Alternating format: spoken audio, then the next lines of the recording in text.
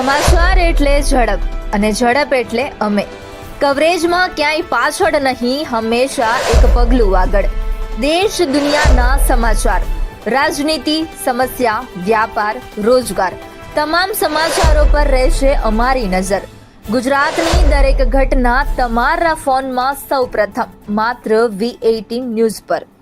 ગાંધીનગરમાં અતુલ્ય વારસો identity award 2025નું ભવ્ય આયોજન કરવામાં આવ્યું. આ પ્રસંગે ગુજરાત સરકારના ભૂતપૂર્વ મુખ્ય સચિવ P.K. લહેરી તથા રાજ્યના નાયબ મુખ્ય પ્રધાન હર્ષ સંઘવી વિશેષ ઉપસ્થિત રહ્યા હતા. કાર્યક્રમમાં ગુજરાતના વારસા અને કલાને ઉજાગર કરનારા 8 થી 84 વર્ષના લોકો હાજર રહ્યા હતા. હર્ષ સંઘવીએ જણાવ્યું કે હું લેખકો, યોદ્ધાઓ અને આર્ટિકેટ તરીકે કરતા તમામ લોકોને અભિનંદન આપું છું.